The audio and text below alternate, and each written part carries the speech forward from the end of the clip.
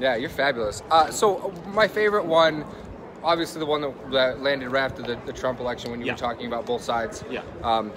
Kind of how this happened. So where do you think from then, like where we were then to where we are now, do you think anything's changed? I think it's getting worse. I think the left are becoming more and more unable to talk to their opposition and persuade them otherwise, you know. And I think that division is widening. And for those people that don't like Trump, they need to understand that if you are going to ignore the concerns of people, and if you're going to write everyone off who voted for Trump, if you're going to write them off as stupid, racist, sexist, misogynist, then you're going to hand Trump a second term.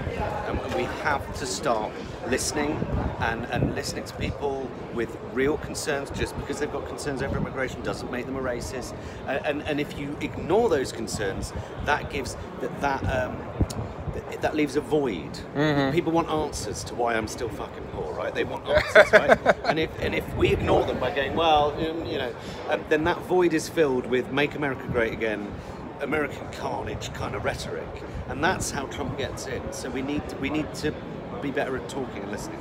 Okay, so are there any candidates that you're particularly excited for? Do you think it's going to be a blue wave or a red wave this coming election? For the midterms, I think it's going to stay pretty much the same. I mean, even if the Democrats take one of the houses, that would be great for the Democrats. But I think I can't see a massive blue wave happening. I think it could go either way, I think Democrats assume there's going to be a blue wave. I think they. I mean, the last time they assumed Trump wouldn't get in. Yeah. Everyone assumed it would. So I think there is everything to play for. Okay. But I think it could go either way. I really do. What do you think about compelled speech? And here, let's scoot over here for a second. What do you? Here, let's turn this way. Yeah, let's get you in the light with your handsome ass. Okay, so what do you think about compelled speech? What do you think about some of the internet policies that the UK is putting into practice, like where they're basically trying to censor the entire internet? Yeah, they are. It's Orwellian, and it's part of the problem, because you're having right-wing commentators, some nasty right-wing commentators, admittedly, being in effect just thrown into thrown off the internet, right? That doesn't help. Ignoring or pretending someone's opinion that isn't very nice doesn't exist, doesn't make that opinion go away. Yeah. So I'm an advocate for free speech, which a lot of people on the left disagree with. They assume that being pro-free speech somehow makes you an apologist for racism or an apologist for Nazism or whatever. It doesn't. It means that if unpleasant views are aired, they're not left to fester. And if unpleasant views are aired, you can challenge them. Yeah, open forum. Yeah, that's the most important thing. So what about you getting having a debate with maybe like Richard Spencer? Would you do that? I'd have a chat with anyone. Yeah. You know? I mean, I really would. I know, but I mean, I'm doing this documentary for the BBC.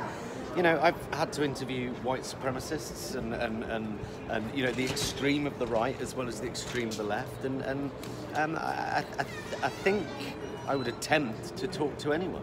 What do you think the left needs to do in order to create a left wave? What do you think the right needs to do to create more of a right wave? Well, Trump, unbelievably, seems to be doing it right. I can't believe I'm saying that, because he is the president, and he is not. You know, his approvals, depending where you go, they're really low or they're really high. Blah blah blah. I think actually, I personally think 2020 is in the bag, and Trump's going to do it. Yeah. I really do. I think it's in the bag. But actually, I thought that about Hillary.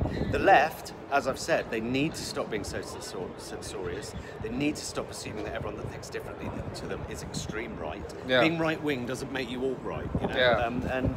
I think if the left want to win, it's the left's responsibility to change their attitude. What do you think the right needs to do? Fuck off. Dude, I've got another interview in there in sort of 5 minutes, so okay. I'm going to leave that. This is Jonathan Pye. We're here with World Cloud. Thank you so much for the interview, man. Pleasure. Appreciate it. Cheers, bud. I'll catch you next time. Nice to meet you.